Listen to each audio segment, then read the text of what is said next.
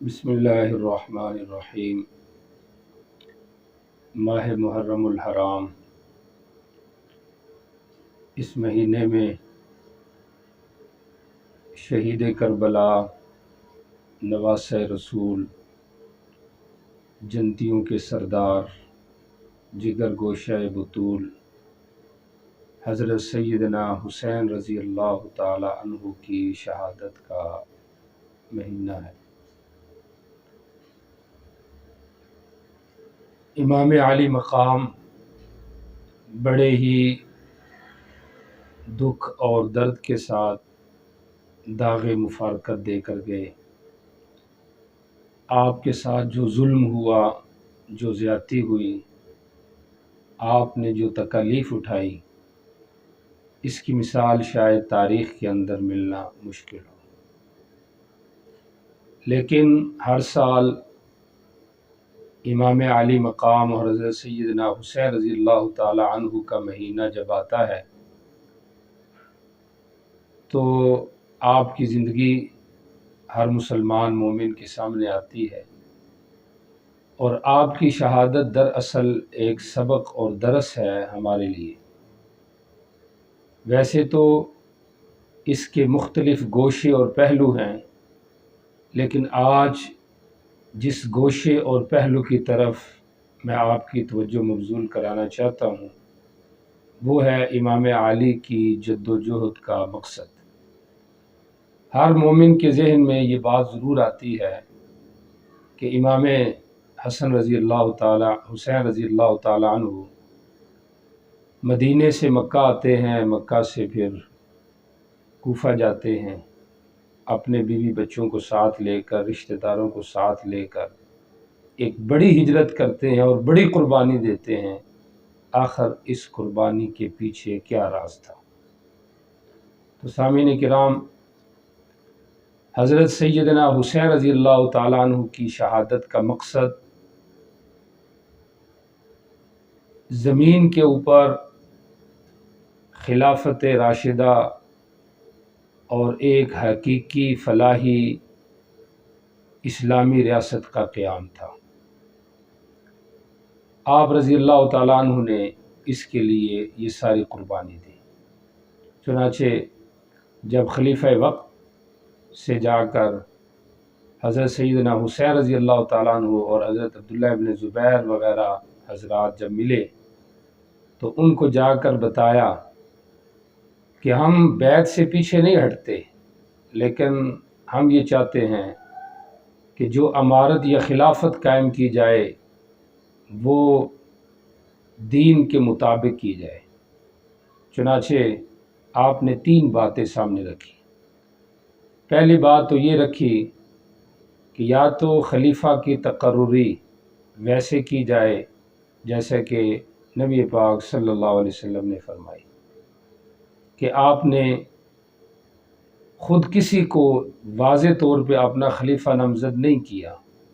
بلکہ لوگوں کے سپرد اس معاملے کو کر دیا کہ لوگ جس کو بہتر سمجھے اس کو منتخب فرمائیں۔ چنانچہ لوگوں نے حضرت سیدنا صدیق اکبر رضی اللہ تعالیٰ عنہ کو منتخب فرمایا۔ اور یا پھر حضرت حسین نے فرمایا کہ یا ایسے کیا جائے جیسے حضرت سیدنا صدیق اکبر رضی اللہ تعالیٰ عنہ نے کیا، کہ آپ نے اپنے بعد ایسے آدمی کو خلیفہ مقرر کیا جو ان کے قریبی رشتہ دار بھی نہیں تھا اور اس کے ساتھ ان کا کوئی قریبی تعلق بھی نہیں تھا۔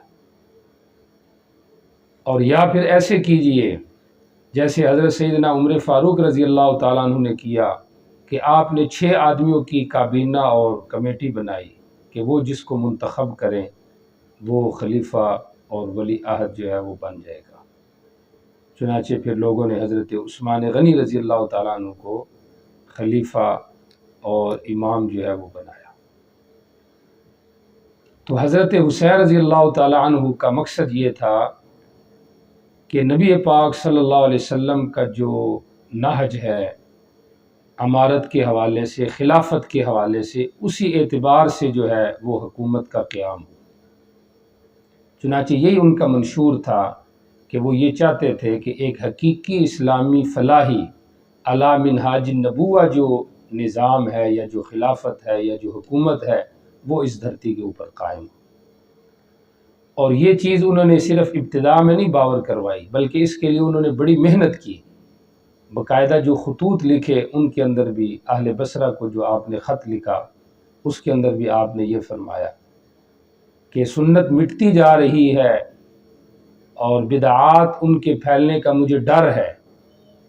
اور جس کے اندر ایک بڑی بدعت یہی تھی کہ سابقہ جو طرز تھے حکمرانی ان سے ہٹ کر جو ہے وہ نئی ایک طرز پر حکومت کی جو ہے وہ داغ بیل ڈالی جا رہی ہے۔ تو اس لیے انہوں نے کہا کہ تم اس معاملے کے اندر میرا ساتھ دو تاکہ ایک اچھے طریقے سے جو ہے وہ اسلامی نظام اور قانون اس دھرتی کے اوپر قائم ہو سکے۔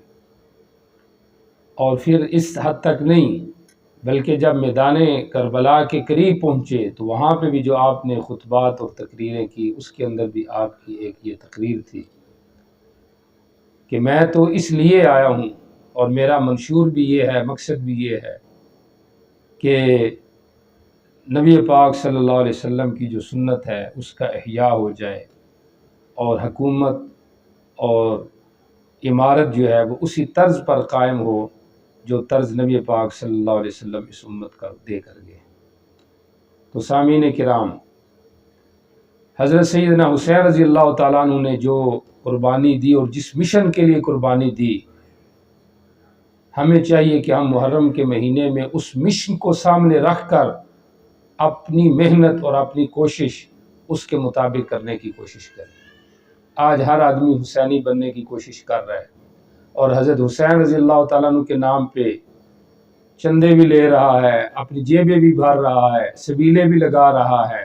اپنے آپ کو مار پیٹ بھی رہا ہے، لیکن حسینی مشن جو اپنائے گا دراصل وہ سچا حسینی ہوگا۔ اور حضرت حسین رضی اللہ تعالیٰ عنہ کا مشن یہی تھا کہ اس دنیا کے اندر خلافت علی منہاج النبوہ، ایک حقیقی اسلامی ریاست جو ہے اس کے قیام کی کوشش کرنی چاہیے۔ چنانچہ یہ جو خلافت ہے، یہ جو حقیقی وراثت ہے نبی علیہ السلام کی حکومت کے قیام کے حوالے سے، اس کا تصور قرآن پاک بھی ہمیں دیتا ہے۔ قرآن پاک کی کتنی آیات ہیں، پہلی آیت دیکھیں سورہ بقرہ کی، انی جاعل فی الارض خلیفہ، کہ میں زمین کے اندر ایک خلیفہ بنانے والا ہوں۔ تو اللہ رب العزت نے یہ تصور پیش کیا خلافت کا، یا داود انا جعلناک خلیفۃ فی الارض، اور کبھی اللہ رب العزت نے فرمایا وعد اللہ الذین آمنوا منکم وعملوا الصالحات لیستخلفنہم فی الارض کما استخلف الذین من قبلہم۔ تو قرآن پاک کے اندر بھی خلافت کے نظام کو اور حقیقی اسلامی فلاحی ریاست کے منصفانہ نظام کو اللہ رب العزت نے ذکر فرمایا، اور نبی علیہ السلام نے بھی اپنی احادیث میں اس کا ذکر فرمایا۔ آپ صلی اللہ علیہ وسلم نے فرمایا من مات ولیس فی عنقہ بیعۃ مات میتۃ الجاہلیہ، کہ جو آدمی اس طرز پہ دنیا سے جائے کہ وہ ایک اسلامی نظام اور قانون کے ساتھ جڑا ہوا نہ ہو اور اس کے لیے اس نے محنت نہیں کی ہے، تو گویا کہ وہ ایسے مرا ہے گویا کہ وہ جہلیت کی موت مرا ہے۔ اور پھر تیسرے نمبر پر دیکھیں صحابہ کرام کے اجماع کو کہ نبی پاک صلی اللہ علیہ وسلم جب دنیا سے گئے تو ابھی نبی علیہ السلام دفن نہیں کیے گئے، آپ کو پردے میں نہیں کیا گیا، آپ کی تدفین نہیں کی گئی، کہ سب سے پہلے صحابہ کرام نے خلیفہ کا جو ہے تقرر کیا اور اس طرف اشارہ کیا کہ خلیفہ کے بغیر اسلامی حکومت اور پھر ایک اچھے عادلانہ نظام کے بغیر کوئی بھی معاملہ جو ہے وہ اپنی اچھی تکمیل کو نہیں پہنچ سکتا۔ اور یہ چوتھے نمبر پر اس کی ضرورت بھی ہے کہ ملک کے اندر ایک ایسا نظام ہو، ایک ایسا قانون ہو اور ایک ایسا غیر جانبدارانہ جو ہے وہ ایک جو ہے وہ قانون ہو جس کے ذریعے سے ہر آدمی کو انصاف مل سکے۔ چنانچہ حدود، قصاص، اس طریقے سے کسی کو انصاف فراہم کرنا، یہ ساری چیزیں ایسی ہیں جو بغیر کسی صحیح، عادل اور اچھے حکمران کے قیام کے اور نظام کے قیام کے یہ ممکن نہیں ہے۔ چنانچہ خلافت کیا ہے؟ خلافت کا مطلب یہ ہے کہ ایک ایسا نظام جو کہ قرآن و سنت کا نظام ہو، اور پھر جو خلیفہ ہوتا ہے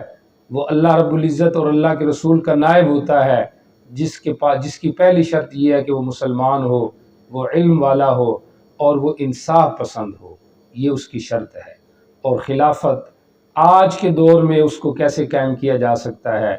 اس عادلانہ نظام کا قیام جس کے لیے حضرت حسین رضی اللہ تعالیٰ عنہ نے شہادت دی، جس کے لیے آپ نے اتنی بڑی قربانی دی کہ جو آج 1400 سال گزرنے کے بعد بھی اس تاریخ کو بار بار دہرایا جاتا ہے، اور یہ اسی وجہ سے تھا کہ آپ نے ایک اچھے مقصد کے لیے قربانی پیش کی۔ اور اس کے لیے آج ہمیں یہ چاہیے